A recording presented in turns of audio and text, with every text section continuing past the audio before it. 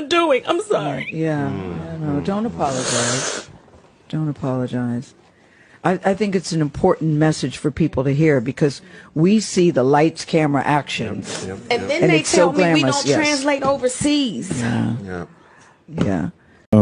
When I watched this video and it really, really broke my heart, because this goes to highlight some of the things that I've been talking about in my previous videos, where I talk about race and racism and the impact it has on you as a black person, no matter where you are in the world. Watch Taraji Henson, a highly accomplished actress who has made a mark in the world, yet racism still touches her in a way that is extremely shocking. I also talked about Michael Jackson in one of my previous videos and how racism made Michael Jackson as rich, as famous as he was. Still, Michael Jackson had to deal with racism to the point that he had to. He was so traumatized, he had to change the color of his skin. And I also talked about why this is continuing. That the reason why this is continuing is because of Africa and the failure of African leaders to develop and evolve. Please listen. I'm just tired of working so hard, being gracious at what I do, getting paid a fraction of the cost. I'm tired of hearing my sisters say the same thing over and over. You get tired. I hear people go, you work a lot. I'll have to. The math ain't mathing. And when you start working a lot, you have a team. Big bills come with what we do. We don't do this alone. The fact that we're up, there's a whole entire team behind us.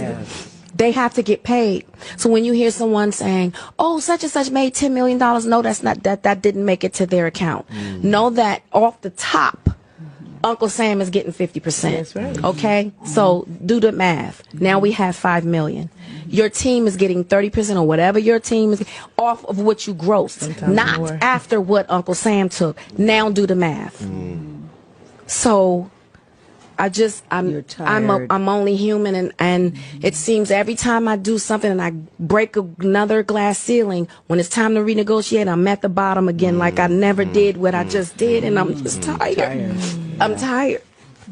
I'm tired. I get that. It wears on you, Because what does that mean? What is that telling me? What is it telling me? Yeah. And what does it tell me?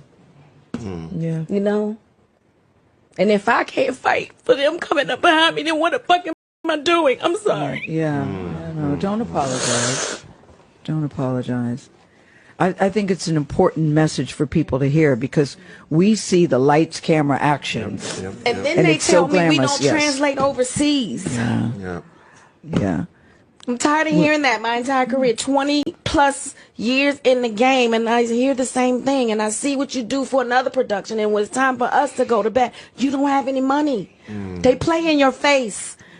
Let's look at the economics of it. If you listen to what Taraji Henson said, she said that they said that her movies do not translate internationally. That's more like saying, so these movies, at the end of the day, they do not see much revenue internationally. I mean, I don't know what data they have, but I can understand. I can understand the analysis in terms of how many people go to cinemas in Nigeria. How many people go to cinemas in Africa? You're talking about survival, having food to eat. You're talking about having electricity, basic amenities. You're not talking about going to the cinemas to watch Taraji Henson's movie.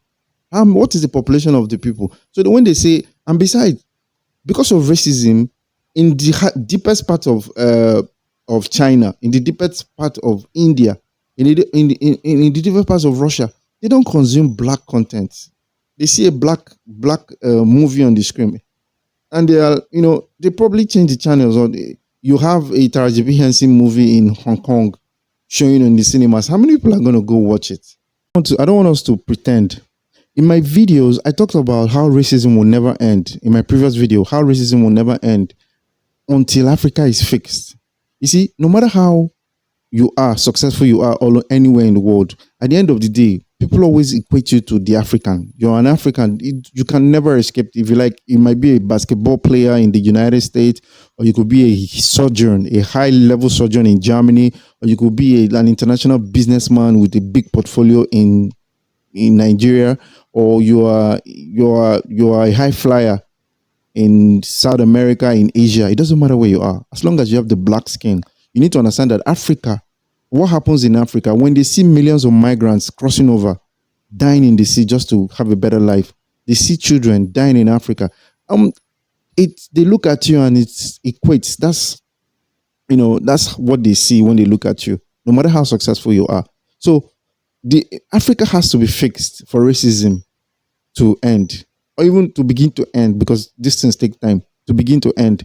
You cannot talk about racism without dealing with Africa, the African leadership problem. But if you watch my previous videos, I talked about something that is very foolish to me when I see it, and wonder why it's not foolish to most Africans.